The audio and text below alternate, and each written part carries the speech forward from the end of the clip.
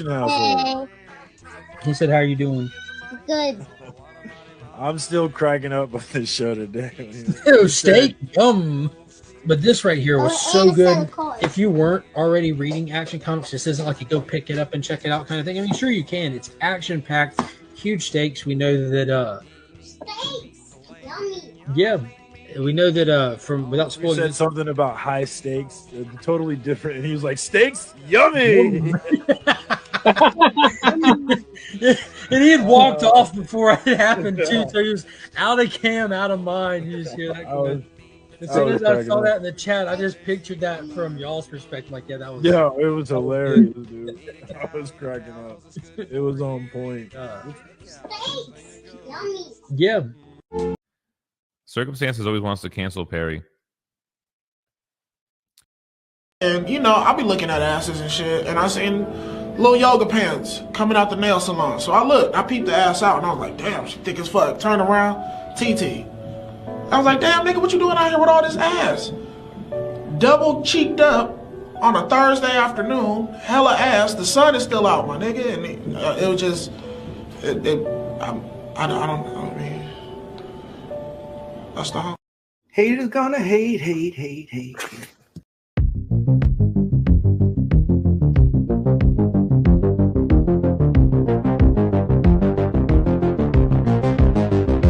Butts.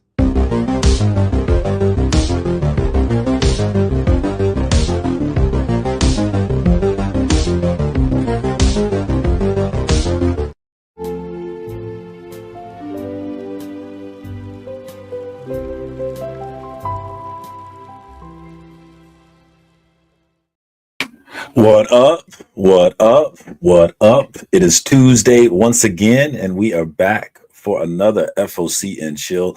I actually took a nap today and thought I would be nice and refreshed and ready to go. I'm still tired, felt like going to bed. But we are here, ready to rock and roll here today. Link is in the chat. Let's see if anybody has anything burning in their heart, anything that they want to talk about this week. I actually don't have anything, but we'll see what the night brings on. We got the homie Kevin from Entropy in Comics. What up, Kevin? Good to see you, my man. Thanks for coming through. Appreciate you as always. We got Sickotron, my man, in the house. We've got Mad Spidey from Down Under coming in on holiday, so gracing us with his presence, going live at random times of the day this week. I'm like, what is going on? Why is Spidey live? What's happening? And what turned up into like, oh yeah, probably nobody will jump in. I'll go for 20 minutes, half an hour, and then that'll be it. And then 8.5 hours later, I was still going. Yeah. That's how it is. The homies come through. The homies jump on. Speaking of which, we got the homie Drew in the house. The great legend calls him the great filibuster. What up, Drew? How you doing? Legend today. I get home from work. I'm tightening some stuff up in my personal life, and I get a voice message from Legend. He's like, "Hey, you got to hop on the Jigs Kingdom Discord." So what do? I hop on the Jigs Kingdom Discord, and he goes, "Hey, you got to be on FOC and chill tonight." And then he says, "I'm going to go get some chicken. I'll see you later." I'm like, what did you need me for? We were talking in Discord, and then he started talking about FOC and chill, and he really likes it when you're on the show. So he always wants to make sure you're here. And I don't have a problem with that at all. So thank you for coming through. Here. We got my homie Darth Lopez in here, the man behind the battle content, the multiverse. What up, Darth? Good to see you, my man. Steve White is here. What up, Steve? Or he was here earlier, at least. Perry Gaming was here earlier, but eyes slowly fading. He was up early with me, so I'm not surprised at all if he's in bed by now. What do you mean? We got the homie Las Cruces. I hope your mum's doing all right, Las Cruces, too. Your mum's in hospital, so. Oh man, shout out to the homie. Yeah, definitely sorry to hear that. We got my homie Phil's Treehouse in the house. What up, Phil? Always good to see you. My man Sickotron is on one. If this was Twitch, he'd have a level 10 hype train right now. I don't know what that means, but it sounds cool. And yeah, poll is up. Does Santa love you, or are you on the naughty list, guys? Have you liked my stream or not? That's the big question that we have for you right now. I've been like, we've got Christina Payne, the mod of the century, in the house. What up, Christina? Thanks for coming through. I appreciate you. Oh, is this a first appearance? What is going on? Wellbore's in the chat. What is going on? What didn't you have? There he is.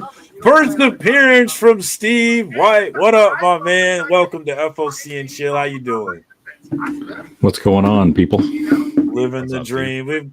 We've got my man from Florida, 90 miles from comics with the obligatory Creed hashtag. If you know, you know. I think you got to sing it. I'm not singing. That song's gonna get stuck in my head again if I do that. Sing it. Fuck around and find out. So the inside of a Kit Kat is made up of crushed Kit Kat. But what was the first ever Kit Kat filled with if Kit Kats are needed to make Kit Kats? What came first, right? I mean, these are the important. Kit Kat, isn't it wafer? I have no idea. It is like a rice wafer. Part of it. It is part of it. Some kind of nougat. My Jigs Kingdom Discord homie, Benny C. Chocolate wafers. Good to see you as always, Benny. I have to look at Who else we got? We got Wellbore. What up, Wellbore? Brad, my White Walker brother. Through. Legion of Comics is in the house. I'm actually representing Legion. Just had the shirt on. You got a free shirt? Shout out to the whole. No, I bought this shirt. You bought that shirt? You damn right I did. I don't know. That's beautiful. Shout out to the homie Mark, Legion of Comics. If you're not plugged in, you're fucking up. Go check him out. He's over there eating off of Marcus's fashion needs. Yeah, you know I got to stay in style. I suppose I'll wave to Mike. What up, Mike Beckerman, my Kansas City brother? Good to see you as always. Thanks for coming through. Kyle, also known as Super Red Batman. What up, Kyle? Thanks for coming through, my man. What's up to you? All right, that's everybody in the chat. Anything going on with the comic book community this week? Anything? Has anybody seen Craven? Yes. I was gonna go see Craven today, and then all of the showings were after 4 p.m. And I'm like, well, I'm not gonna pay evening movie prices to go see Craven. I'm gonna see it on my lunch break. That's Craven was okay. I didn't mind it. Out of a scale of 1 to 10, what are you giving it? I'm in around a 7.5. Wow, that is way better than I expected. Wait a second. We're gonna need some reference grades here. So, what would you rate Captain America: The Winter Soldier? Ooh, that one was a solid scale. 9. That's a good movie. Yeah, Winter Soldier's amazing. Yeah, I would say what would you rate Thor: The Dark World? About a 7.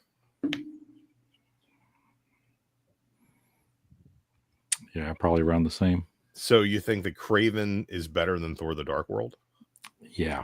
It's more entertaining. I enjoyed it for what it is. You know, there's going to be a lot of haters that are going to hate on it. I guarantee it. But, you know, it introduced some new characters, and I thought it was a lot of characters. I'm on the school of thought that like the Spider-Man movies without Spider-Man, I'm like really no reason to be. But I think that Craven's kind of a different animal because Craven's a grown man with his own history by the time he meets a teenage Peter Parker. So it's like there's some room to play in there with an origin story because his origin doesn't necessarily have any fucking thing to do with Spider-Man. He comes to New York to hunt Spider-Man because he's already a hunter. That's how the Craven movie felt like the early X-Men movies where there's a lot of characters and they're like, we don't need to put an extra here. We can reach into Spider-Man lore and grab a small character and sat him here kind of thing. Like there's tons of characters, tons of little Easter eggs in the lore. And it's not going to be mistaken for like that was a good movie, but it's definitely a popcorn flick. Just it's fast paced. There's a lot of action in it, a lot of practical effects that actually catch your attention because computers are overused. And there was a lot of practical effects. Now the cast looked really good. How was the cast? Cast was stacked. I know that there's some people out there like trashing on the accent that Russell Crowe gave, but it's fucking Russell Crowe's consistent. He's supposed to be a Russian. Yeah, I thought he did good, and I'm like, all the negativity you're seeing are from people who are watching the trailer shit talking. Yeah. I mean, it's not a great movie. This isn't Winter Soldier, but it does not the heat it's getting is not equivalent to the quality of the movie at all. No, Marvel's going back to the way they should do things, introducing the characters properly instead of just like throwing all the shit at you. Well, they're not. Apparently, they're not doing any more of these extended Spider-Verse movies. They said yesterday they announced they're going to just reboot the Sony stuff. Let's throw more shit at the wall that's not going to stick. Or throw something that might stick. Like take the time to do quality. Take the time to introduce Spider-Man into your Spider-Man. Well, I don't know why people expect them to use Spider-Man. You know where Spider-Man is. You know what they're doing with Spider-Man. You know the deal they have with Spider-Man. That's why you don't get Spider-Man. That's why you get. That's the thing is we know the deal.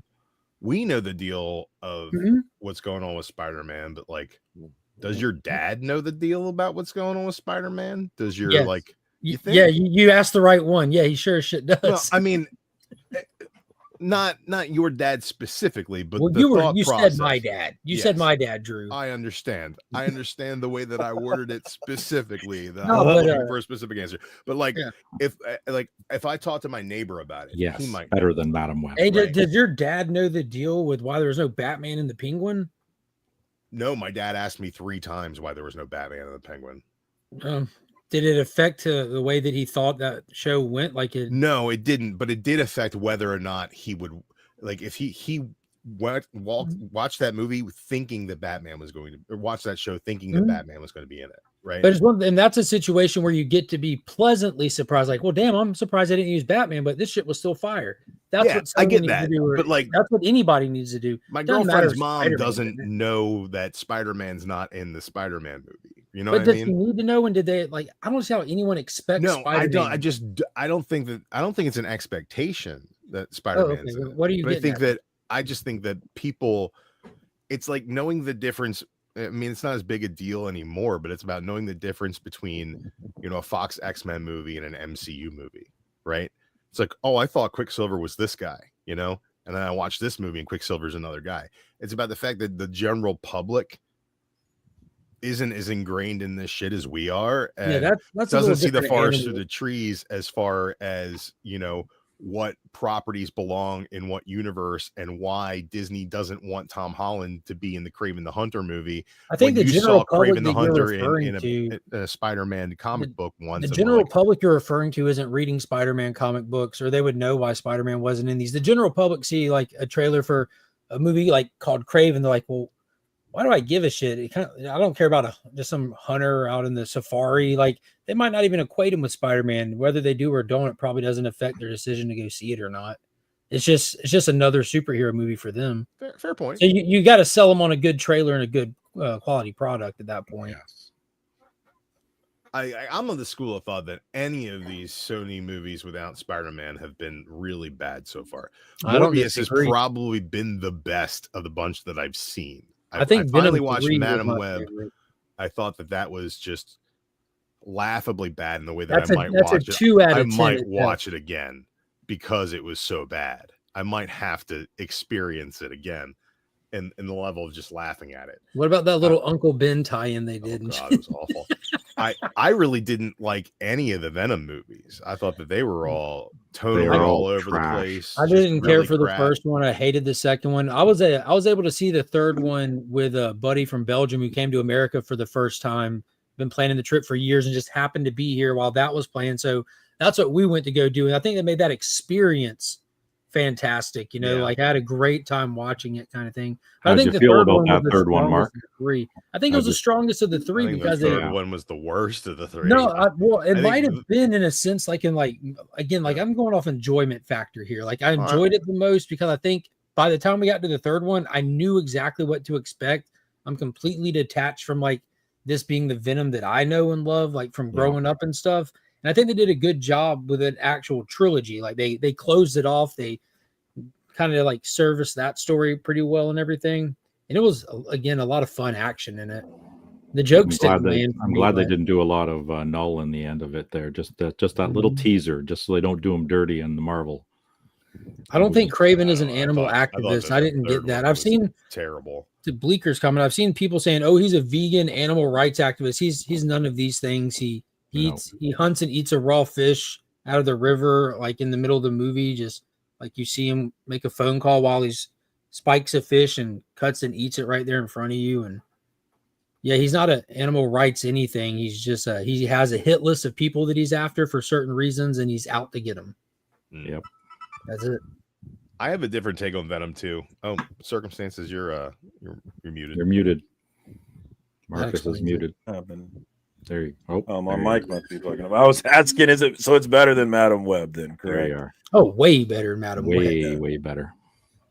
And shout out to Anissa from the PCP crew. Thanks for coming through. I appreciate you. Always looking for new viewers. The current Venom is cute for people who don't know much about the character, but not everyone need to be a hero. There's a reason why the Joker made $1 billion. I think that's edgelord hot topic kids who think that it's cool to be edgy. That's why Joker made $1 billion. Yeah, Craven. They didn't that movie, but they didn't turn Craven into an anti-hero in this. He's his own character. He's a fucking villain. Like he's a bad guy. Like, and they don't try to make him out to be anything he's not. And he's reminded by a kind of a normal person who's adjacent to him in the film that you're a fucking killer. You're no different than the people you're killing, kind of thing. Well, you don't have to be a good person to be the protagonist of a story. So yeah, well, protagonist doesn't mean good guy, but they do like to make these people anti-heroes. They made Venom an anti-hero in this shit. Oh, I just say, I liked Venom too, because when you go back to it, it's just so laughably, cartoonishly, garishly horrible.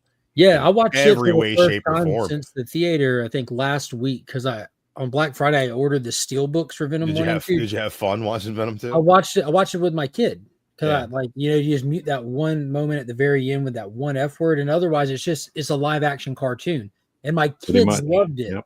Yeah, my kids loved it. It's fast paced. The story it's chopped up to get the moments side by side. Carnage is literally a cartoon on screen all the way to 90s Batman all over again. When they announced that movie and they're like, all right, Woody Harrelson's going to be doing Carnage. Yeah. And it's going to be directed by what's his name? Fucking Gollum. Yeah. I'm like, yeah, sign me up. This sounds like a great idea. I don't know why anyone ever assumed that guy can direct a movie though. He doesn't have a single win under his belt.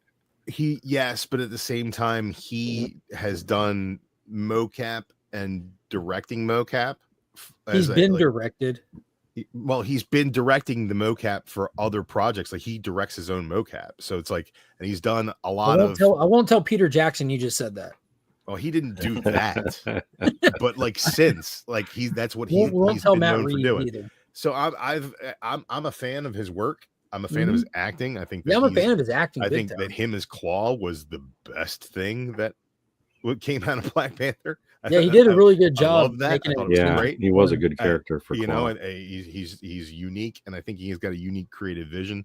But at the same time, that movie was just so garish that like it had to have been a choice. Like it had to have been his choice to go in there and been like, "Oh, I'm going to make this a cartoon." Mm-hmm. Well, I don't know why it resonates with me, but it's a fucking terrible. I think you really have to look at who was responsible for writing it at that point. You know, you have a talented person who's only worked with talented people going in to try to direct something. So who wrote it? Whose script is he adapting? That might be where a lot of the conflict lies. He might have did the best with what was written for him. Also, the movie doesn't hit the screens until it hits the editing bay. So whoever edited the thing has got to take a big hand in what it ended up being. Yeah, and he signed off on it. But I think that Eddie Brock himself had a hand in writing the second and third one. Pretty sure Tom Hardy played a part behind the camera as well, if I'm not mistaken. I used to respect him as an actor so much. Yeah, Sicko, FOC is super light this week. There's no Marvel books. There's no DC books. Marcus, what are you doing? Image. We're doing FOC on this show now? No. I'm responding to the chat. What do you mean? So there's not a lot of FOC this week, so I don't know that we'll actually get to it, Sicko. I'm sorry. There's really nothing there. I had a hard time. We can cover it real quick if you want us to get it out of the way.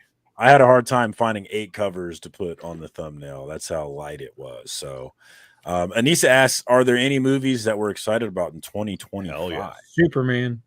Of course. Brave the New kickoff of the new DCEU. We of course 28 years later looks cool. We got the 20 years later looks really cool.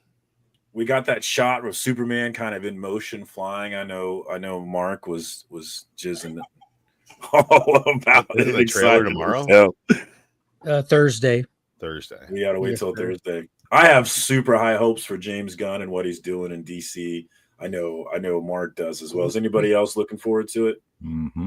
I see I love DC James do Gunn. great things again. Yeah. dude. How about some hope and imagination and whimsy in our DC universe, like for a fucking change? Like the little itty bitty stuff that we got sprinkled into continuity via Peacemaker was just so enjoyable to me. Just like a mention of Batmite, like Yeah. like that's a thing. Matter you know? eating Matter lad. Yeah. Yeah, Sure. the reference to Green Arrow was the best. I saw him at a Brony convention playing the ass in a Twilight Sparkle. What up, Tate Prime? Yeah, Good to see you, my man. I think that James Gunn has the right ideas to inject humor and I was worried without about taking that. away the edge. I've been wildly worried about that because if you look at Peacemaker, the Suicide Squad, the Guardians of the Suicide Galaxy, Squad, Creature Commandos, none of those things equal Superman. Sure, you can say there's a moment with heart, there's a moment with humor, but none of those toilet jokes or dick humor or excessive, none of that is Superman. But they just had that press early screening for the trailer and Q&A with James Gunn, where the press were smart enough to ask him that, and all that interview came out today where he said that Superman is not what we've seen of his stuff before. Sure, there's some jokes in there, but I was super worried about that. I've been talking about, but everything he said, his answers were all the correct answers. Like this is not that. This is We're not getting Thor: Love and Thunder. Yeah, we're not getting James. We're about to see something. Watch James Gunn do something he's never done before, ever. And I don't mean with Superman. I mean the type of movie he's trying to make. He has never done this style before because everything he's done, even in the superhero realm, he got to define those characters as a writer-director because they were little known characters. Sure, plenty of comic heads know the Guardians or Peacemaker, the members on the squad, but an audience did it. And then most comic heads are familiar and still don't know them on any deep level. They've never been written on a deep level. So James defined them. Peacemaker has changed in the comics since he appeared on screen to what he is on screen. But that's not the case with Superman. Everybody knows Superman in their mind, in their heart, and you have to come in and be a steward of that character and present him that way with your own artistic flair. Not Zack getting Snyder going made there a bunch of define it. Superman movies and didn't understand the character one iota. So I'll give you that till that third one, till the Snyder cut. And he gives that moment where he like pieces together the dialogue from the first two and everything. And I feel like that was the only moment we got like true Superman. You got these little moments of the character developing through it, but you never got like that full package of hope and like all. I just think that Gunn has a better understanding of who the character is, and even if he doesn't absolutely nail it, we're getting something that's moving in the right direction. He has to. I like the idea that James Gunn's going to be doing a Batman movie. He's not. What's that? He's not. He's not directing it. No. He's producing it. Well, I mean, that's right. He's technically the producer on everything that they touch. Right. So he won't be writing it or directing it, though. He'll have some creative input into how that's going to happen, and it's not going to be a dark, gritty, colorless fucking Batman movie like we've gotten since the dawn of Batman movies. You know who's the director of The Flash is directing it. Cool. Yeah. Well, maybe. I just think that like give me something with like give me a Batman where there's more colors than black and blue. Like I just want give me a villain maybe that has some sort of supernatural or science fiction-y origin. Give me that's Clayface. A good point because the Flash director, the first guy who put Batman in the blue cowl with the yellow belt for that opening sequence. Even, right. But like give me Killer Croc or Clayface. It doesn't have to be like we're already getting a gritty Batman who's fighting the gangs of Gotham and the Penguin and the underbelly of the criminal underworld. I don't need that in another Batman. Like give me Condiment King for a montage fight or something. Give me something else. He literally just be a hot dog vendor on the streets of Gotham who loses his shit one day and goes full falling down. just give me Kite Man. You know, like give me throw me a bunch Silk of Man. bullshit that I would never get in a Nolan Batman trilogy. I mean, right? that's all well and good, but do you think you would be able to actually make it something more than just for like the diehard comic fans if you do that? Granted, we wouldn't, I don't know, I wouldn't say we wouldn't have a problem with it, but it'd be an easier sell for comic heads. You know, like what sold $1 billion in ticket revenue? A movie about a giant purple dude wearing a metal glove, and there was a cartoon raccoon running around in a talking tree. Yes, people will eat it the fuck up if it's cool. And I think that people need to understand that Batman is more than just, you know, punching criminals in the street. Like there's big set pieces, and there's a fucking robot T-Rex in the Bat Cave and a giant penny. You know, give me a fucking giant penny, for fuck's sake. I want a giant penny. And expand them too. Make them put them in the Justice League. Do the Suicide Squad. Throw them into other stuff. Make that Batman, you know, a badass, a hard ass, but the entire world around him doesn't have to be a lifeless, colorless world. Mm-hmm. And I think, you know, a lot of people say this about Superman, that he's boring, he's too good. But I think right here, right now in this country, we could use a Superman ideal to aspire to. And I'm hoping that ideal is done really well and does exactly that. Gives us something that we should all shoot for, you know. And not to be a dick, but like I see this comment often doing a lot of DC content, and the only people who ever say that are people that haven't read Superman. Because he's, I mean, you know, Anissa did say they're a DC person earlier. So and I want to see some more. It's hard. Like even if you're reading like the current stuff for the past few months, like it's hard to say that he's boring or just too good. Like he's literally dealing, like if you look at Mark Waid stuff in Action right now, he's literally dealing with the morality balance of the Phantom Zone's existence itself. Yeah. Doesn't anybody want to see Brainiac and some of the good villains of Superman too? Not just Zod. Yeah. I want to see Superman fight a big giant CGI guy, right? And actually throw blows with him, not do like a Doomsday, smash him up. Like I don't know. Give me like a what's his name? Magog or whatever. That would be dope. That's like his ultimate villain. What up, John? Kingdom Come, like his ultimate villain is phasing out, and that's what Magog represented in that. You know, the next wave coming in and taking the actions that he wouldn't take and killing Joker. Yeah, you're gonna tell me that today's audience who sit through movies about multiverses couldn't handle a people hate the multiverse stuff though. People have, I don't think they do. I think when absolutely do. When the multiverse stuff is done right, it's very enjoyable. When it's like Deadpool and Wolverine, people eat that shit up. But Multiverse of Madness, people ate that shit up. How'd you guys feel about Absolute Superman? I love it. I like Absolute Superman a lot. I think it's the best of the three for sure. So I was on board with Wonder Woman being my top one. Then Absolute Superman 2 dropped, and it kind of put it neck and neck with Wonder Woman. I think Wonder Woman had the strongest was really janky for me. I don't when I got really hung up on the art on, and I really don't normally do that, but the issue one, that art and the action sequences all meshed really well with the tone of the book. And when it just became faces talking to each other, I was not on board with the art.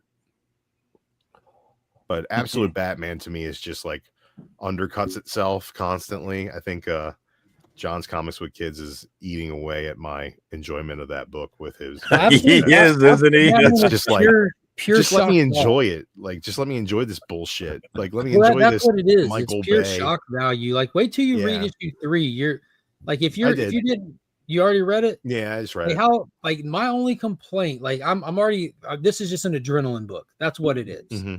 And my only complaint is when, like, a certain moment happens with something that's kind of the big highlight of the story. It's done in small panels and close up shots. Like, how to study the panels to understand the attempt at physics of what it did. I didn't even think of it that way. I thought of it as a kind of a book where like it's like all built on the peak moments, but all the valleys put me to fucking sleep. And I'm really like, there's so much meat on the bone as far as where they could take the story just based on the way they set it up. Yeah. I just don't. I mean, 3 issues in, and it's just like, I'm not excited for issue number 4 to come out. I read issue 3 early and didn't tell anybody because I didn't think it was a big deal. Whereas, like, if I would have read issue 1 early, I'd have told everybody. I'd be like, "Oh shit, you guys got to read this shit." You know? I just don't. I don't want them to rush it either. Though it's so easy to rush through this and burn all your potential plot points, like with his crew of people and with the villains. We haven't seen the Joker since the first one. Just that little tease. I like the fact that they're trying to build up Black Mask, and they use this 3rd issue to really showcase a different aspect of him. So now we saw what he did in the first one with his capabilities of maneuvering and taking over all the gangs. We saw what he did in the second one with his tech capabilities of getting ahead of Batman, and we see what he does in this one-on-one with another character, which I don't like what they did to that character, but I hated it. Dude, I'm like, why would you do that? Like, why? What? That is a beloved character. Why? By me. Like, I'm a Superman guy. It's like if you're a Harry Potter fan, it's like he took Dobby out back and put him down with a shotgun. It's like what?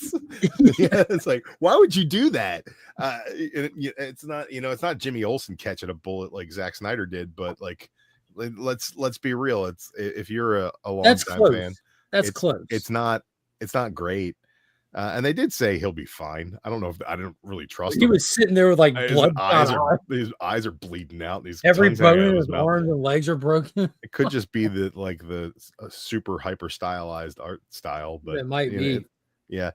I really liked Superman and the fact that it's kind of everything that they've added to it has kind of made him like an Iron Man type of hero. In a lot of ways, talking to Saul, and he's talking to his suit. He's got nanotechnology. The dust. I'm sorry, the dust. That was phenomenal. It's his nanobots. You know, I dug that. I thought it was cool. Dust. It's dust from Krypton. Yeah. Nanobot dust. Is it magic? Is it technology? Who knows? I wanted to talk about this comment from Anissa's, and it's interesting comment to me because it kind of plays into what's going on in the country right now. It's just read Superman, just don't agree with a lot of what he does. Just like Batman, sometimes you have to do bad, kill a villain for the greater good of the public, and that sentiment is running through the country now as we're dealing with this Luigi killing a CEO cold-blooded on the street, and a lot of people have been cheering that on. But like, I think we all got to understand is that, okay, I think the reason why Superman doesn't do that is, and why Batman doesn't do that, is because being the judge, jury, and executioner is a very, very problematic position to be in, and that's why we don't have that in this country. And so, yes, they can make those decisions, but like at the same time, who are they to make those decisions? What gives them that authority? Just reiterated that in Batman. He took over Detective Comics 2 issues ago, and his first issue was a heartfelt story about where Batman's don't kill rule comes from, and it comes from his father, who's a doctor who took the Hippocratic Oath and saved. Do no harm. He saved this couple came into the hospital. They were in a wreck because the dude was beating his wife while driving, and every doctor there wanted to just let this known criminal, huge rap sheet for beating women, just let him die on the table. Thomas saved him, and at the end of the issue, it was revealed to be Joe Chill that he saved. And Bruce was familiar with this story from Martha even fussing at him at home about can't believe you saved that guy kind of thing, and him expressing to her the value of human life. It's inherent. You're born with that value. It's God-given kind of thing, and Bruce took that on full-heartedly by losing his parents. It's one of his memories of his father, of how important that was and what it means to have life, Well, I mean, it's a moral quandary, and I think that's what makes Superman interesting to me. Is like people say he's boring because he's all powerful. Superman has his weaknesses, plenty of them, but the thing about Superman that's interesting is like if a giant monster comes and tries to eat the sun, Superman doesn't automatically think that the giant monster came here to eat our sun to kill us because it has malintent. Superman, as an alien, being judged as an alien constantly, takes it upon himself to empathize and sympathize with just about every character that comes in contact with him, because it's important for him to save the sun, but it's also important for him to save this creature that feels like it needs to eat the sun. So there's so much depth of empathy within that hero, within that paragon of virtue, that it makes every decision he makes in every interaction just so much deeper on every level. I really love the Tomasi run of Superman. Hey, what's going on, Kyle? What up, Kyle? With Jonathan Kent, Superboy, where he's training him, because if you want to take a hero who's infallible and has no weaknesses, you want to see a man's weakness, make him apparent. And that's been some of the best Superman stories since Philip Kennedy Johnson picked up the run after Bendis and put it into proper context, because PKJ is a diehard Superman fan with a young son.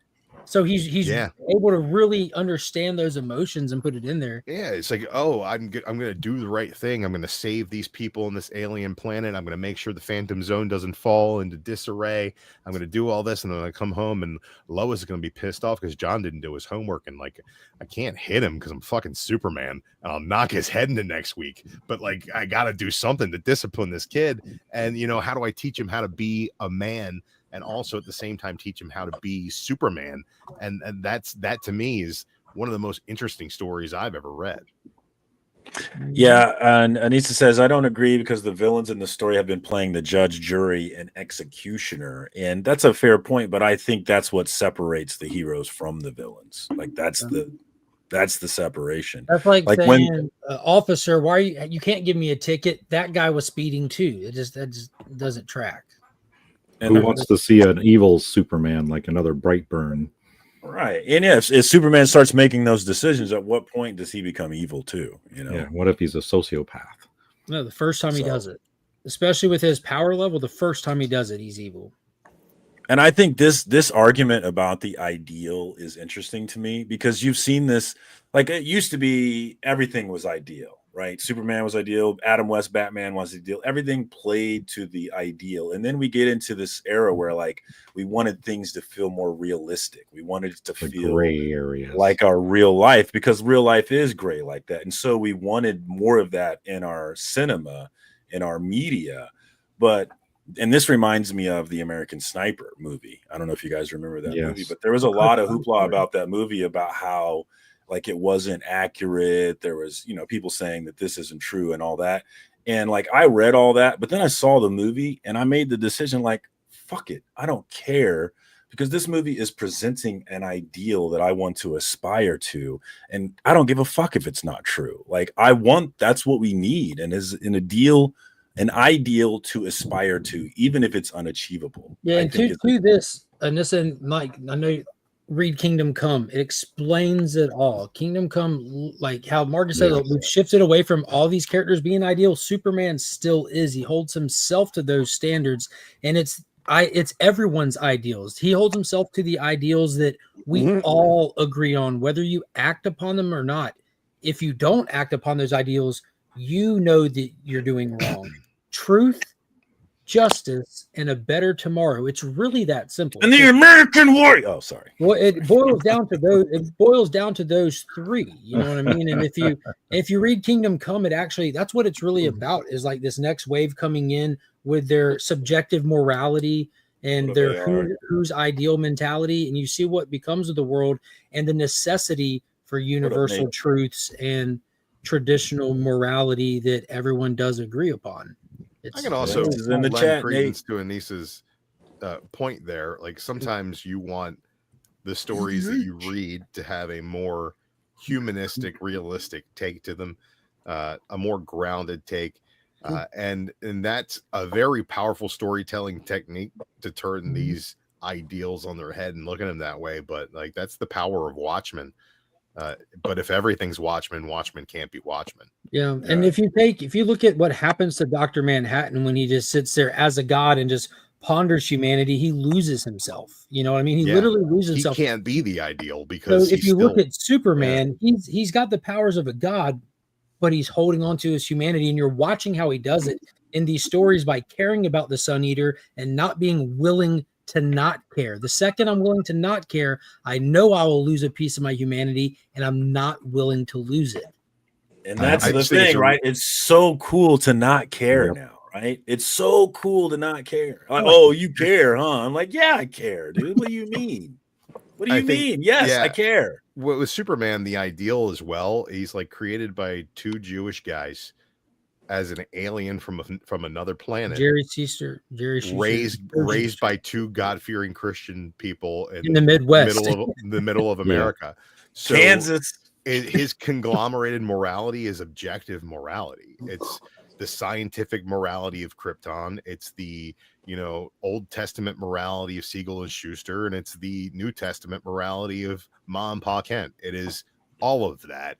It is the best of everybody, and it is a constant will and need to do the right thing. Yeah, you won't ever hear Superman preaching on some stuff. Situation. You won't hear him preaching on those stuff and think like that doesn't make sense. It's literally universal truths he stands on. I think what Drew is really trying to say is that the state of Kansas is the ideal in America, and I could not agree. Exactly what he's saying. Could not agree more with that. Yeah, that's too bad such a true statement. That shitty football team you love is from Missouri. Hey, we're not talking about football. We're talking about the great state of Kansas. Let's talk about add astra per aspera to the stars through difficulty. Morality, which is when you don't cheat by hiring referees. Oh, pobrecito. That sounds like a crybaby Ravens fan. I'm not crying. Crybaby Ravens fan. We beat the crap out of the Giants. It was great. Ooh, the Giants! Wow, that's impressive. Just remember, Drew. They only say you're crying when you only got to fight the guy in front of you. Sometimes they put up Glass Joe. Yeah.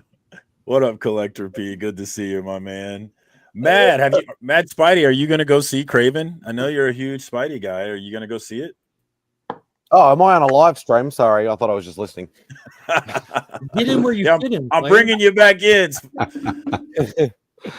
I will say it like Mark knows. I'm usually not a first weekend guy. I'll always give it a bit of time. Like I prefer a less packed cinema than I know that Craven's not necessarily going to be packed, but I'm still looking forward to seeing it. I was hyped when the trailer came out, so I will. And obviously, I'm on holidays, so I'll have plenty of time once Beck gets off work to be able to go and see it. So yeah, hopefully soon. So and I'll make my own decision.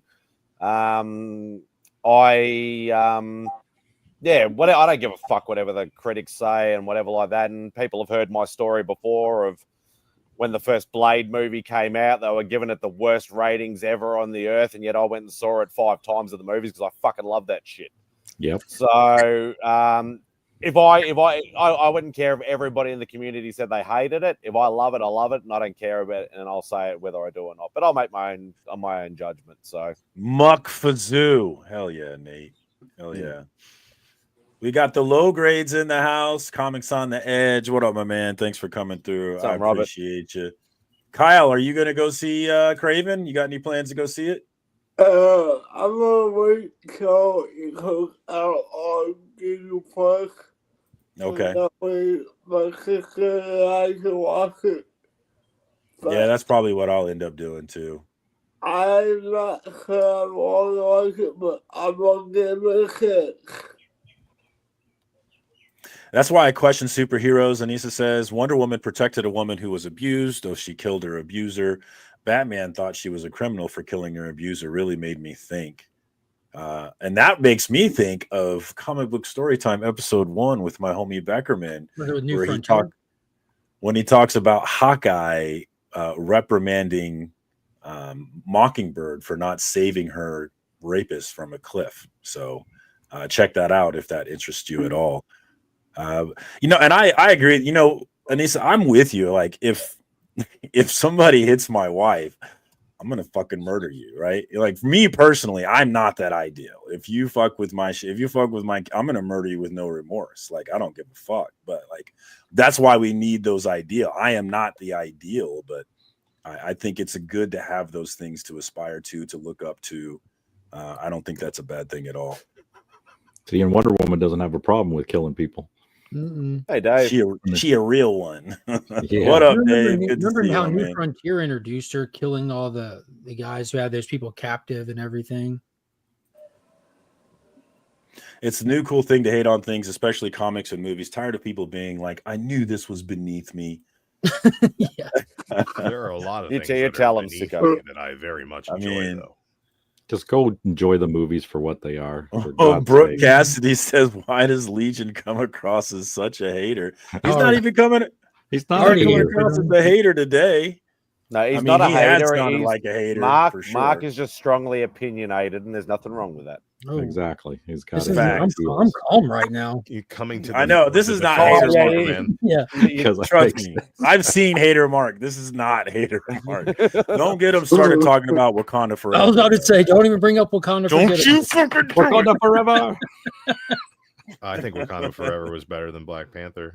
We can talk about Don't that if get you want. started because Mark's You're gonna allowed to be trigger me. wrong. Yeah, I Drew. like You're that. allowed to be wrong. I am Just allowed gonna to be trigger wrong. me. The problem is I've never had the opportunity.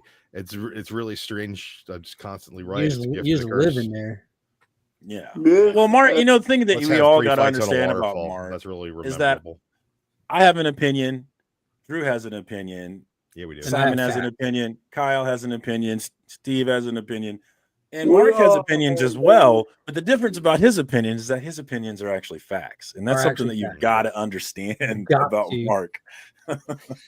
Well, What up, always subscribed to Jaguar? the fact that opinions are like assholes. Everybody's got one, but mine's just better for some reason. Yeah, it's not my fault. Yeah. Well coiffed opinions and assholes over on this side of things. Ooh, Mark is always right. All right, somebody ban Dave. Somebody ban. Thank Dave. He's been right about Superman this whole show, so I don't get him, Let's ban Dave. I Wouldn't can't know that have one. that kind of talk. It's Anything called- else going on? It's just called well-formulated opinions. I'm sorry if I think shit through. I'm ready to argue it. Oh, I love to argue it, so I'm come ready to argue. yeah, I can confirm that's extremely true. We're literally here arguing about comics so we can laugh about it and shit on each other about it and still be friends. Like, we're not talking politics or nuclear weapons here. We're talking comic books. Exactly. Things that don't exist. My superhero. I can be wrong, but he's always the loudest in the room wherever I go. Is Brooke Cassidy a homie or what's going on here? He's coming for you. Yeah, Brooke, that's true, but like that's what people want. Strong opinions. That's what people want. They want to come and either agree with you or hate you and disagree with you, right? It's what they want. It's what they plug in for. So, and Mark and Drew are both ready and willing to provide that for you, and I appreciate them both. That's why I got any pretentious or unpopular opinions on comics that you all stand by. Oh fuck, I'm sure Mark has plenty. Jason Todd is the most interesting ward Batman's ever had. That's unpopular. Now, to keep in mind what I said, the most interesting ward. He's not even my favorite Robin. Who is your favorite Robin? Damian. He won me over recently. Like, it used to be Jason Todd until like Red Hood just they really. I like Jason Todd while he was dead. Blew my mind the way they brought him back. I thought that was awesome, and then they've just shit on him ever since. Tim Drake was my Robin. Like, Tim Drake was my Robin when I was reading comics. It was like, oh, this isn't Dick Grayson when I started reading comics, because I had grown up on the Batman 66 and Scooby-Doo and Batman. Like, Dick Grayson was Robin. But when I started reading and I was like, oh no, this is a different character. Like, the whole Jason Todd thing, I had missed that, and not until I went back and looked into it. And then somebody's like, oh no, Robin got killed. And I was like, no, he didn't. He's Nightwing. It's like, oh wait, there was another guy. He was in there. I don't care for Jason Todd at all. And I think that most of the things they've done with Red Hood since Under the Red Hood have really devalued that character in a big way. They fumbled it big time. Yeah. And I think every time they go back and revisit it, it just makes it worse. It makes it worse. Three Jokers was the worst. It was terrible. You get a really beautiful book about Jason Todd that makes that character hateable in so many ways. My thing was, I thought it was super cool because the whole death in the family story arc, which I learned about as a kid and everything, and went to it, and I thought that was just crazy. In the idea of Batman taking in this street kid who wasn't skilled, you know what I mean? I thought that was cool. But then as I got older, I was able to go and like read some of his time as Robin, and he's a real life piece of shit.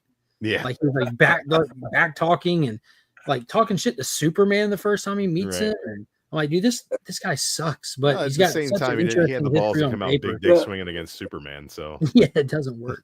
Yeah, not only that, he's lying. He's lying.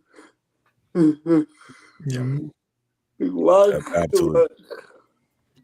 Yeah, but Damien's he's so capable. It's ridiculous. I've loved Damien since Tomasi started writing him in Batman and Robin. That's when I really started to get into Damien as a character. And I love the stuff with Super Sons. I've loved everything that's happened to him since then. Really, really great Robin. But I just think they've done Tim Drake so dirty, dude. They've done Tim Drake so dirty. And they just we're like, we don't know what to do with him. Or he's going to be Red Robin. Okay, now we're going to bring him back and have him be Red Robin, but just use the same old Robin costume with two. Then there was a month where they named him Drake. And he was wearing all brown. He's wearing that brown outfit, and they called him Drake. Like, what the?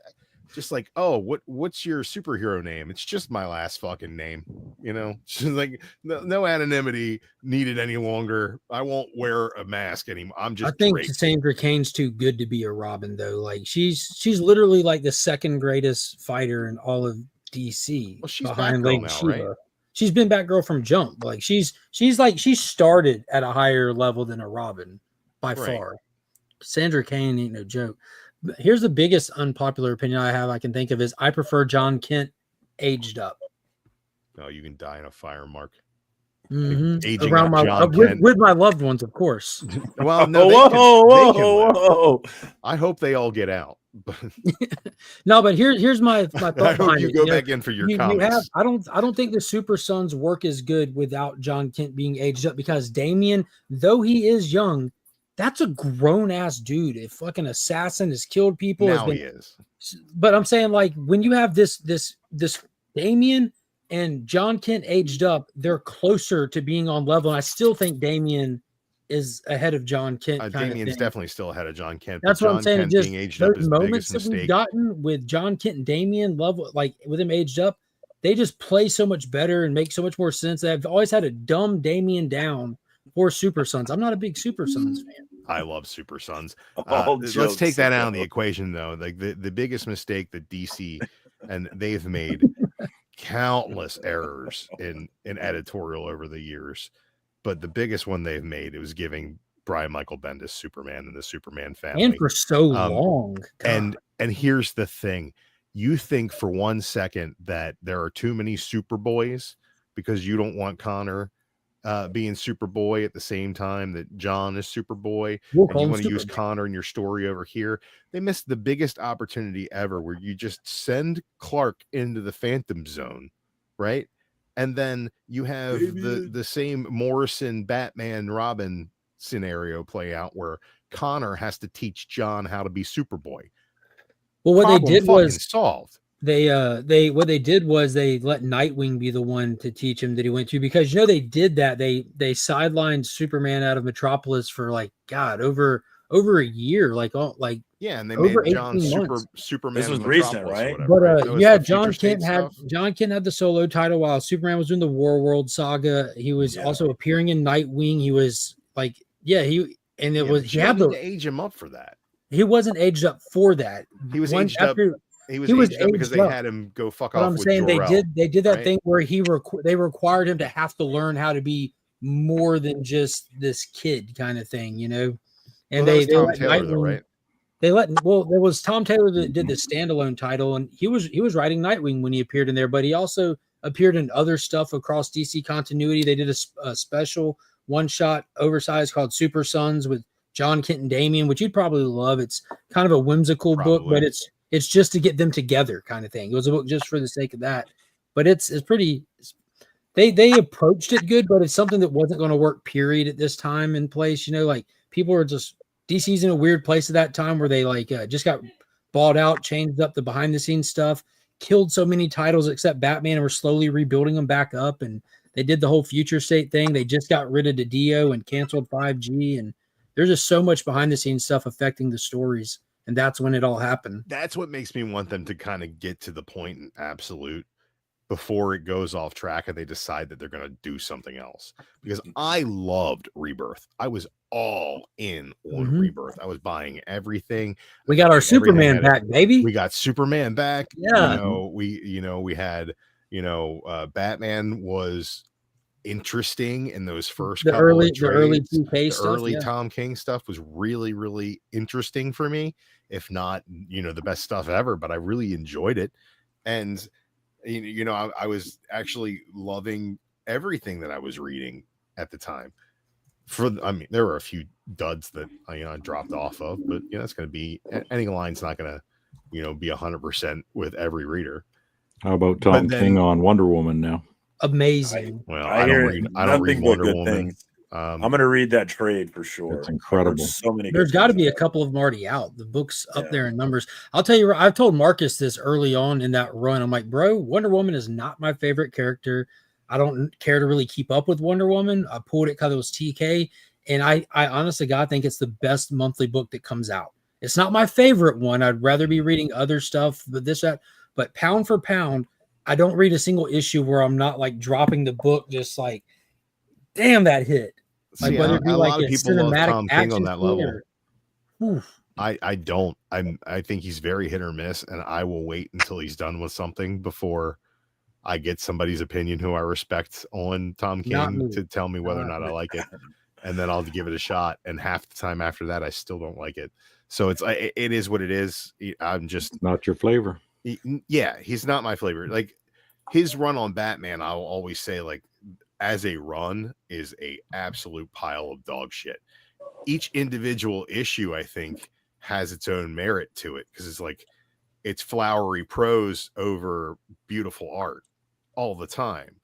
But like, I don't like where the characters went along that story, but to deny each issue's individual beauty is just like, you'd have to be stupid not to look at that and think that's a good comic book. Just because the story isn't going the way I like it to be doesn't mean that I wouldn't look at those issues one by one and think, oh, this is a well-told issue of a comic book. The art was always good.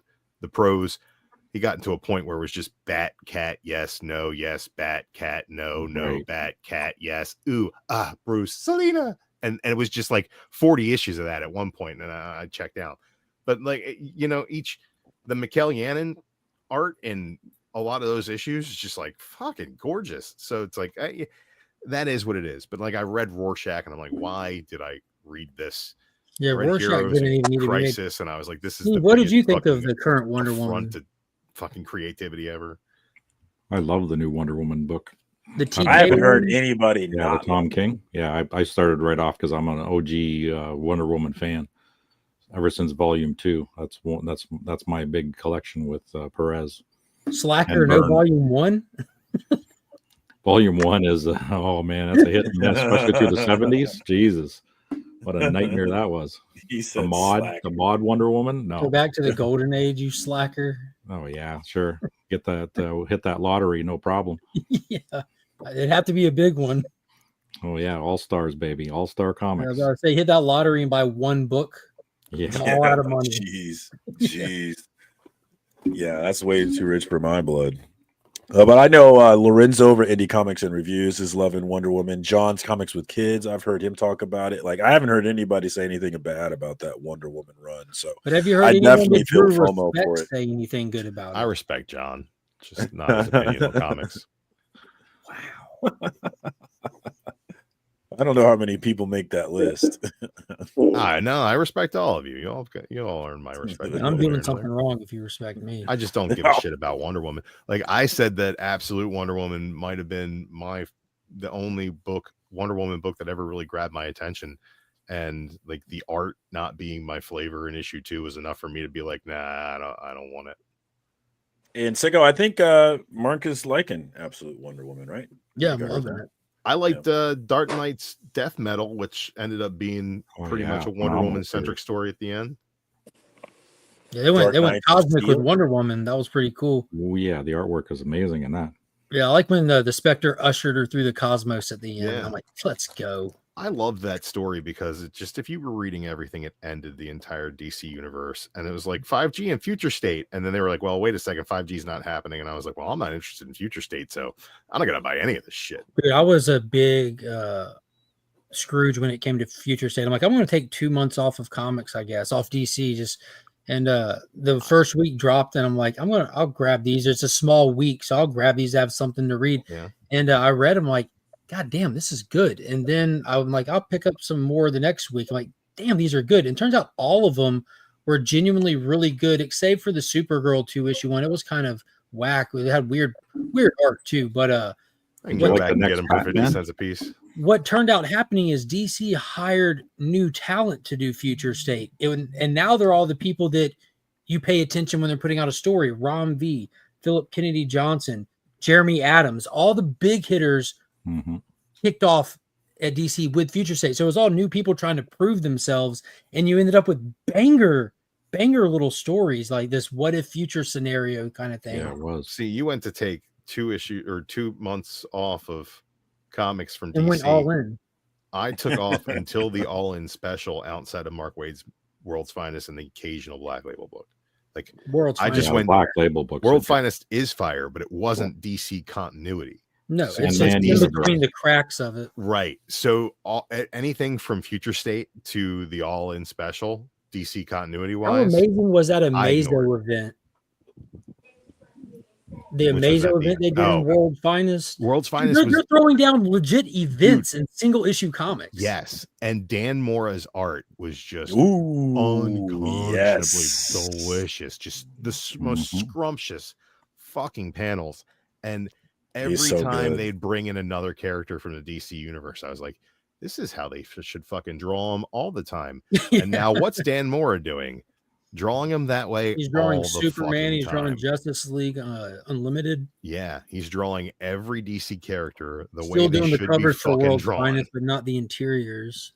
It's such a No. treat to have him on interiors, man. I love his covers, I but to just get him remember when for he a was doing whole Power book. Rangers books, and I was like, when is this guy going to get a main 2 gig? Like this guy was just pumping out stuff. What for was Boom that book Studios for called? Like it years. was like a Once in Sword and Future? Sword. That's it. Yeah. Yeah. Isn't that where he really got started getting the ball rolling with Well, stuff? it's a Kieran Gillen book, so that got him a little bit more mainstream play. But he did Ninja Turtles versus Power Rangers, Mhm. which was probably his first big exposure. But he was drawing Power Rangers books all over the place for Boom Studios, and that stuff was just fucking good. Just Yeah, I've got every the single best issue of the action. Boom Studios run. I got into Power Rangers books, and like generationally, Power Rangers is something that missed me. Like the kids down the street that I'd babysit when our parents went to dinner, like they were into Power Rangers. I was into, yeah, you're There probably we a little younger than I am. Probably, There you you know, go. 5, Yeah, 6 I can years tell from our at looks. least. Yeah, Yeah. What did you think of Ranger Academy? not a fan. I didn't watch Ranger Academy. Is that It's a book that comic book premiered that like came last year at Free Comic Book Day. I skipped out on Ranger Academy. I fell off of Power Rangers when Marguerite Bennett took over because I read her first couple of issues and it just wasn't what I wanted. Are you talking about? She took over after that first run where they did the Kyle Lord Dragon Higgins stuff. Kyle Higgins ran it for a while, and then it Mhm. switched to her for maybe like a couple issues. Did she do the Beyond the Grid thing with Simone DeMeo? Because then Yes. Ryan Parrott came in and took it all the way to the end, even when it split Yeah. titles. He took it all. But Flores picked it up after Parrott for like the last final long arc. And man, it was a breath of fresh air by the time she got there. And it ended super strong. Yeah, I have to go back and read that stuff because I really enjoyed. Because I bought the Shattered Grid stuff because somebody was Mhm. like, "You should check this out," Yeah. and I was like, "What is it?" And he's like, "It's Crisis on Infinite Power Rangers," and I went, Yeah. Perfect. Well, I don't know description. anything about the Rangers outside of like the original Rangers because I would watch it with the kid that I babysat down the street. You know, it's like we got done playing Sega. We'd watch Power Rangers until it was his bedtime. And so I knew some of that Green Ranger stuff because that's the shit that he was watching. And so when I read that first couple of issues of Shattered Grid, I was like, oh yeah, I'm all in on this, which then made me go back and get all of the Power Rangers stuff leading up to that. And then pretty much right after that all settled down, there was like one more event and then I dropped off. But I'd like to go back and check out the rest of that stuff. Real quick, shout out to the homie Robbie at Pop Culture Philosophers. It's official. We are his favorite Hangout stream. Thanks for coming through, Robbie. I appreciate you. And thanks for sending Anissa to us as well. She's been a great member of the chat tonight, so we appreciate that for sure. Check out Pop Culture Philosophers. I mean, if you're not plugged in, what are you doing? But definitely get plugged in if you're not already. And who's going to Heroes Con? That's a good question. Oh, I have man. hopes and dreams of going again. We'll see if the don't budget even play, agrees. Marcus. Don't even I think play. I'm going to make it. I have hopes and dreams. We'll see if the budget Too many agrees. homies in the area for me not to show up. We've already got our table booked and everything. So you're doing the Comic Sharing Cancer table again? Yeah, we got the table booked and everything. We'll be there. Hey, if I can leave my bag at your table, I'm definitely coming. Oh, you can't leave your bag. Fuck, I'm not going. That's a Rob thing too. I was like, Simon, no bag. are you coming? I am not going. Oh, get their hopes up. Yet. I'll sell my kid to go if you're going. Let's go. Anybody want a 5-year-old? I'm not going. I want to Yeah, I missed you this year, Robbie. Was hoping to see. I know you had stuff going on, man. I wanted to get drunk as Is fuck. the West in the Robbie. strip club? It's a hotel. Damn. It's a hotel that's Where's the right strip next club? to The strip club is right around the corner there. Just ask Comic Journey, Naman, Drac. No one has invited me to this. I've been there 2 years and no one invited me to a strip club. Where You don't get am I not invited hanging? where you just end up. You're hanging with the Am wrong. I not group, hanging out Marcus. with the right people? Apparently, yeah. No, What you the come to hell? Baltimore Comic Con, we're going to the strip club, and we All are right. not going to the classy strip club. We are going to the bullet scars and cesarean scars and stretch mark yeah. strip C-section, club. Home baby. sweet home, brother. Home, She ain't been sweet shot home. 3 times. I don't want to see her naked. Parrot got very long in the tooth, and he was mailing it in at the end. Flores really brought it back. She crushed it. Drew is right. Best voice on the show. Hell yeah. Hell yeah. I don't know what this means. Higgins and Parrot. After that, who cares? I'm Kyle not a Higgins Power kicked Rangers off fan. Power Rangers. Ryan Parrott picked it up and ran with it. Bennett's stuff was okay. That was short-lived. Yeah, I don't even remember thanks that for first coming round. through, homie. It just it was a little too flowery. Yeah. I Okay. kind of have the same problem that I'm having with Simone's X-Men right now. Telling you her life story, Yeah. make you feel sad What for her. the Fantastic. You can I save told my her. kid through kindergarten, I need this money. Holy shit. Daymare said, fuck your ideal. Hell yeah. What is so what movies do we have coming up next year? Obviously we have Superman. Does Marvel have any movies next year? Yeah, Captain Yeah, America they got the 4. third. Yes, of Yeah, course. Brave New Yeah. World. Are they going to actually finish it and put it out though? I Yeah, know they that they are. It's did got a release Anthony date. Mackie dirty, officially announcing Chris Evans returning before his movie even gets to drop. Why is that? Why is that made him do him dirty? I don't get that. I Why is it Because doing disagree. he's fighting an uphill battle, like taking on the mantle of Captain America, and they're announcing that Chris Evans is coming Is he back. really fighting an uphill battle though? Like, Well, yeah, because I'm present on the internet. I absolutely see that a lot of a vast majority of people are not on board with Anthony Mackie being Captain America. Just give me just US hashtag agent. not my cap people. Yeah, Later, Darth. literally. Yeah. Like, just search that hashtag on a social media platform, you'll get it. You'd search Miles Morales is Miles Morales hashtag. As an Thunderbolt. avid Steve Rogers is reader Captain of America. Marvel comics, he was Captain America for so long in the stories that I just see him as another Captain America. Yeah. It's not, but like I get that a lot of people aren't in it that way, you know, and they're just like, oh, it's not Chris Evans. I think But I thought it's not. Falcon and Winter Soldier was a Anthony great Mackie, show. so I'm excited for it. I think they cut a great trailer. I bet the movie ends up being dog shit just based off I all hope the not. reports we have. I But I'm gonna hope go see it not. opening night. It looks good. I'm Yeah, excited for it, and none of Thunderbolt. none of it's gonna fucking good, matter too. if the movie. None of it's gonna matter if the movie's good. So like Chris Evans being announced, none of that's gonna matter. The only thing that's gonna matter is do they nail it in this movie. I hope. It doesn't sound like they do because they have to keep rewriting it, which obviously is not good. But I hope it's good. I think a lot of them rewriting it is a lot of them moving forward with different properties than they originally were going to. I don't as know. a They were doing total company. reshoots as late as last week, Drew. Yeah, well, maybe they're just trying to nail it. They've Secret Wars is rewritten the coming out entire this year. movie from scratch one time. They've inflated the budget to $360 million plus reported with how much they've reshot and redone it and screen tested, and they haven't had a single positive thing come out of a single screen test the whole time. So I don't know. There'll only be one blade. Wesley said it. Again, I hope it's good. I'm And they brought looking him back. forward to it, but I'm not trying to get misplaced expectations. Do you with it. think it's going to underperform at the box office? Yes. It's impossible for this movie to succeed. Period. You think? No. Okay. Wait, why is it earlier was saying million reported budget under 600 million or under 600 million? 7 was what somebody was saying. Oh so no, I think it'll be better than 6. I think it might hit like 7.5 to break even. Well, depending on the marketing push, like Disney's weird, and Disney has like their marketing push seems pretty much non-existent at this point. That right now it's fucking December. Well, let's get through the holidays and see what they do in January and stuff when it'll start popping up on all of our social media. And none of us are watching cable to see what they're running on that, so we won't see their full marketing push till then. And if you go to any theater, like you'll see massive amounts of marketing for it. Like I went to the theater Saturday night. They have like 3 or 4 different standees, one like giant ones in every single hall. There's a standard size movie posters, the giant ones. Like they're painting the interiors of theaters with this movie. At least here they are now. And then you got to remember that Disney has like a weird deal with box offices where they cut 50% ticket prices with the theaters for the first handful of weeks. And they get most of their sales in the first week. And Marvel notoriously has the highest drop-off record out of any studio, typically looking at 50% drop-off to week 2. And recently it's been even more than that for week 1 viewers.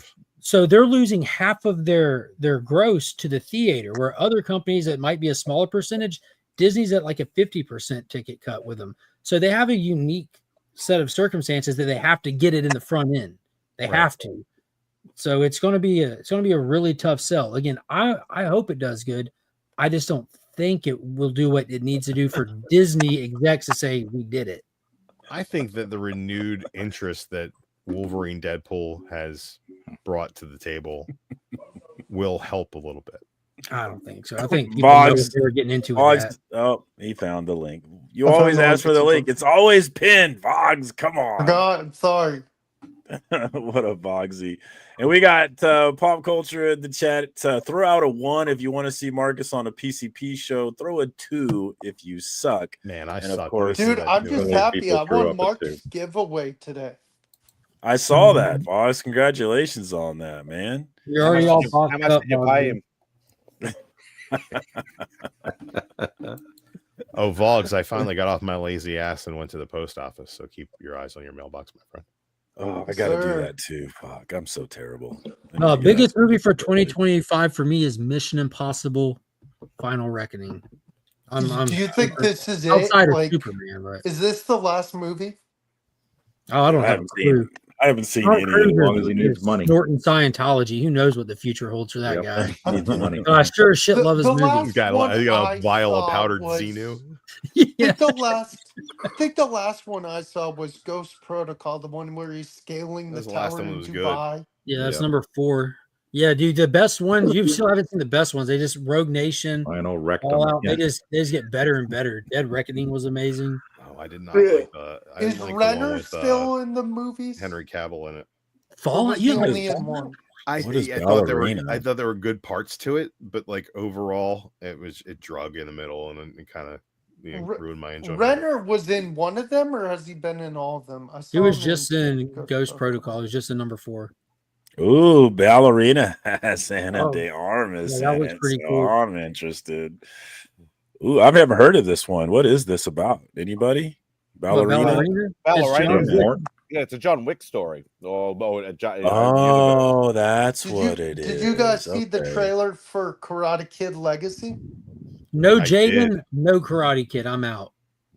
Oh, Lance Reddick's in the movie, even though he passed away last year. That's that little turd.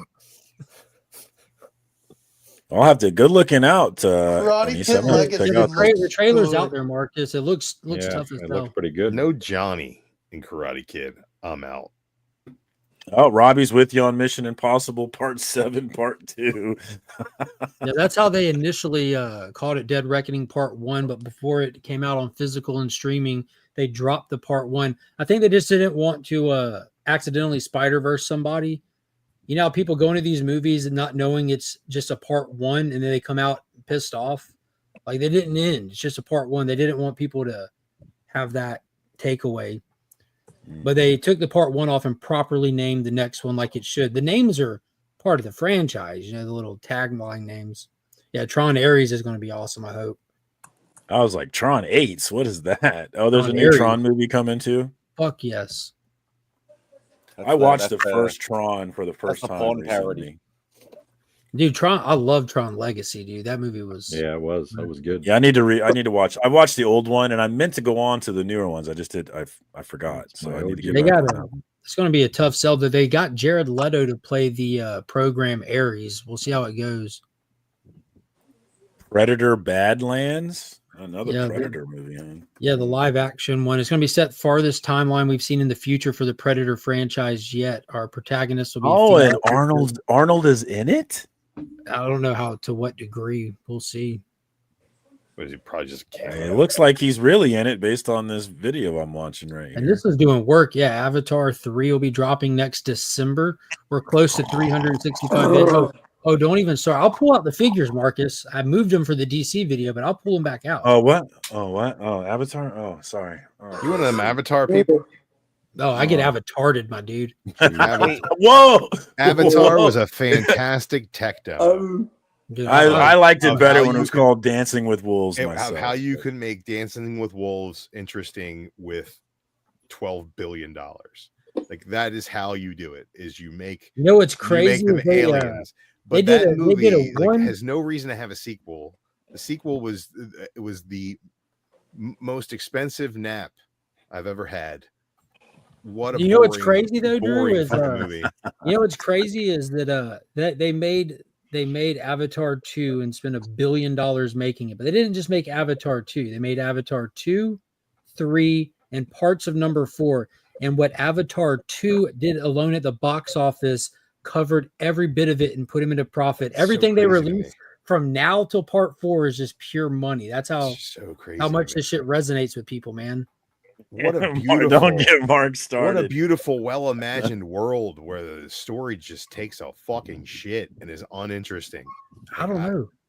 No, I mean, obviously, Drew, I didn't watch the second one, but I definitely felt that way about the first one. I thought it was a super boring movie, but clearly it was clearly a window into another world. Yeah, right? It was great, wasn't it? It was like you weren't watching things fly at you. You were looking into something else that was more expansive than you could ever possibly imagine. Yeah, I want to be it. The Avatar fucking Flight of Passage ride in Walt Disney World is the greatest theme park attraction I've ever been on. It's fantastic. What a wonderful, beautiful, well-realized world where they have nothing interesting to say or fucking do.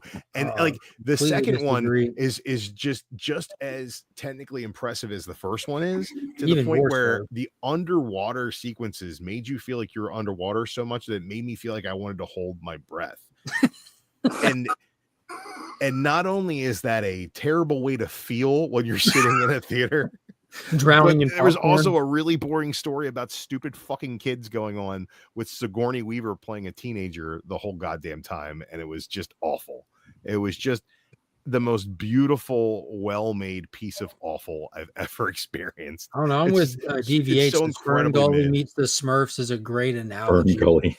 I've always compared it to Fern Gully because I grew up on that film. Like I've seen Dances with Wolves. I don't remember the scene in Avatar where they were skinning buffalo or anything. I don't remember. It's the whole thought that he goes and lives with the natives and falls in love with their lifestyle. Constantine 2, Dances with Wolves. Constantine 2 is not going to happen, I'm afraid. No, they got the wrong actor for it. I mean, he's not the right guy for it. The one from the TV show, that's the right guy Reeves for it. Matt Ryan. Yeah. Alien Earth looks interesting. This is before the first Alien. Like, how do you do before? It comes before the first Alien, after what was originally called Paradise Covenant. So it's going to be Timothy Olyphant's even playing in it, which I love Timothy Olyphant. Interesting. I really liked what was the last one? Alien Romulus. I really liked Romulus. It was really well done. Yeah. What a wonderful take on the original material. Have you guys seen I have not. I have not yet. I did see. I forgot. I thought it was really good. Yeah. I really enjoyed it. It's on HBO now. It's on Max right now. Yeah, and I think that if you were a fan of the original Beetlejuice, you might not like it. If you were a fan of the Beetlejuice cartoon, you'll absolutely love it. It's so much more wacky and off the wall than the original Beetlejuice was, but it leans into just absolutely everything. Willem Dafoe, best part of the movie by far. Who does he play in it? He plays a detective in the afterlife, but he's not he's not a detective. He was an actor. He was an actor. He was playing a detective who's dead. Yes, he's a dead actor who was playing he's a the dead detective dude when he playing died. the dude So he gets disguised to as be a another detective in the dude. afterlife. Yeah. Too bad Danny DeVito only had that little piece in it. He was so wonderful too, though. It was like the physical comedy of it was just really, really great. Yeah, I mean, they're naming a bunch of movies that I was not aware of, like this new Jurassic World Rebirth. Yeah, I wasn't aware I'm looking of that forward to one. that. They got ScoJo for the next trilogy. I They got see. Yeah. I see Is her. Chris Yeah. Pratt still doing the Jurassic? I don't think so. I think Doesn't look like he's in it. No. New set of characters altogether. They're doing a Mortal Kombat 2, which sounds exciting to me. Carl Urban is Johnny Cage. That sounds dope. So I'm definitely going to watch that. Mortal Kombat. Classic. Oh, we got Justin No Good Comics in the house. Check them out. They were just over on John's Comics with Kids, talking through 3 hours about one issue of New Mutants. So definitely go check that out. The homies. All right, well, I'm gonna have to hop off. I gotta get up for work early in the morning. All right, well, before you go, do your spiel. We're at an hour anyway. Comics on YouTube for fun comic content and discussion. You're gonna make me do it. Tuesday night live streams for what used to be DC New Comic Book Day. Friday morning live streams with the Comic Book Community Hangout, 6:30 a.m. God's time. And of course, Sunday we have Week's End. What else you got going on? Anything else? Busy. Yeah, upload a couple videos a day. Those 3 live streams a week. The new DC Day is at 2 p.m. every Tuesday. Weekly giveaway. Just hang out middle of the day. It's a fun stream. A lot of people always in there. Oh, it's so much fun. And then you can come hop on and do this on Friday mornings with a lot of the same people you see on the panel and in the chat. Just come hang out, kick off your weekend. And if you want to get all the spoilers and reviews for everything from the week, that's Sunday nights at 8:30 real time, not Monopoly time. And yeah. Thanks for jumping on as always, Mark. I appreciate you, brother. Your strong opinions are always appreciated. Super Red Batman Kyle, anything going on with you, my man? Either Thursday or Friday, I'm going to do a review of the Christmas Clay. On Thursday or Friday, you said? Friday. Yeah. One of those 2 days. Okay. Check it out. Link. I'm still trying to figure out what day, but it's going to be about the Christmas Clay. But last time I did a line about Christopher Reeves. The Superman. The OG. Commando. Creature Commandos? Yep. Yeah. I did a review of them. Check it out, guys. Super Red Batman 8716. Link is in the chat. Plug into the homie. Thank you as always for jumping on, Kyle. I appreciate you, my man. The man on holiday. Not normally here because he's busy, but we've been graced. This guy. We've been graced with his presence tonight. Mad Spidey, what's going on with you? Anything you want to promote? Just be random live streams that might go for 8.5 hours. Yeah, Spidey's Outback Saturday night for you guys, Sunday morning for me. I'm going to try and do some pre-recorded stuff because last couple of weeks I haven't done much pre-recorded stuff because of work is always hell leading up to these holidays. It's always a long stretch and a hard stretch. So try to get back to doing some regular pre-recorded stuff. And maybe some slightly less stuff that I do. There might be some, depending on the weather, because it is weather dependent. Some slab cracking with Spidey goodness. I haven't done any for quite a while. If you don't know what that is, there is only like 3 episodes. It's literally where I will crack slabs because I'm not a slab guy. I'll crack slabs in crazy ways. Last one was a blowtorch. If that's any interest, you can go and check that out. Spidey, how did Beck like the C3 stuff? She hasn't seen it yet. She was at work. Mm. So, yeah, I might do some random live streams while I'm off if I'm not busy, if I'm not going out anywhere or doing anything. There might be some just random hangout streams if I'm bored, and yeah. So plenty of stuff. Hopefully, as I said, weather dependent. Because if it gets very hot here, it's very hard to do certain things. So, but we shall see.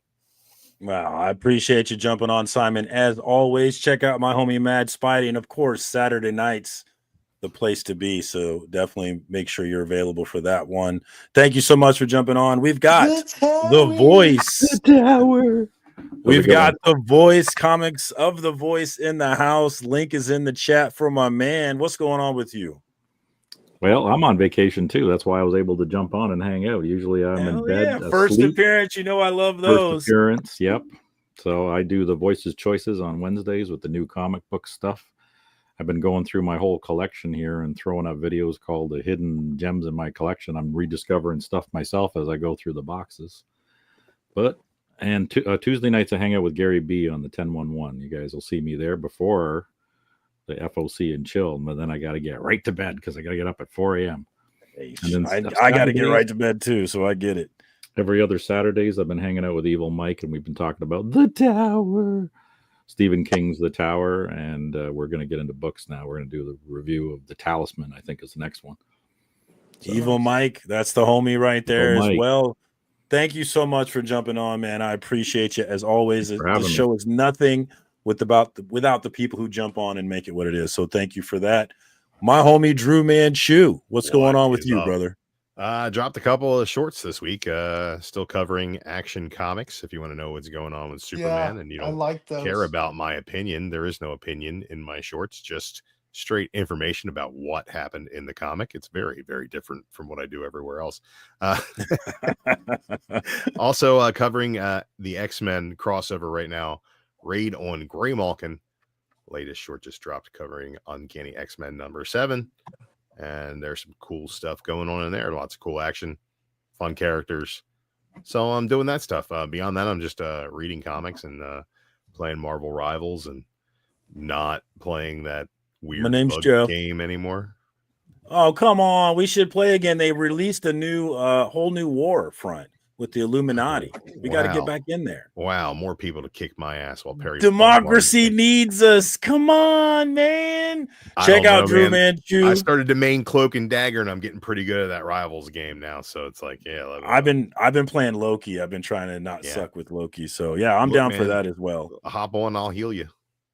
That's what I'm the healer. What are you talking about? Well, we'll heal everybody. Yeah, we'll do everybody. We'll get some bum ass Captain America who won't stand still so we can heal him.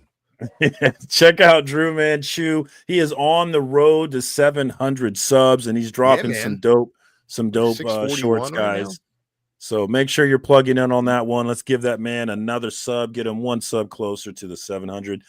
Drew, I love that you jump on, man. I appreciate your strong opinions. You make the show what it is. I thank you for coming through, my man. All right, Vlogs. Anything you want to promote? Yeah, I'm dropping pre-recorded videos with sports cards and mail, and mainly comics these days, but like from the community. I post every other day, and occasionally a live stream, but I won't be doing a live stream again until next year. Probably take a little break from them and do them in January. I do have some fun themed live streams coming up next year I can tell everyone about. It's already up there on my channel. We're going to have a February 1 near Valentine's Day. Its cover theme is going to be comic book couples. March, nice. We're going to have near St. Patrick's, we're going to have covers with characters who are wearing green or the cover has green in it. July, we will have a USA July 4th, USA Captain America, whatever. October, we'll probably have a Halloween one. In December, we'll have a Christmas one. It doesn't mean I'm just doing live streams those months. I'm gonna do just random live streams whenever I'm just in what the are we mood. doing for Arbor But Day? Root covers? right. But we're those are just set up live streams. I'm gonna still do my random ones, but those are like fun themed ones. And again, Tight. it's Kevin? gonna be open panel. Hell yeah. Well, we love open panel. That's the community hangout that we love so much. I appreciate you jumping on, Vogs, as always. And let me make sure I got everybody, because I always feel terrible when I forget someone. You covered it. And that is everyone. Bobito coming in late. Bobby De La Ghetto, my Kansas City brother. Good to see you, my man. But that's the show this week. Thank you to everybody that came through on the panel. Thank you to everybody that came through in the chat and made it so interesting. And of course, thank you to everybody that comes through and watches on the replay. We have a number of those people, and I appreciate all of you. But that's all we got this week. Until next week.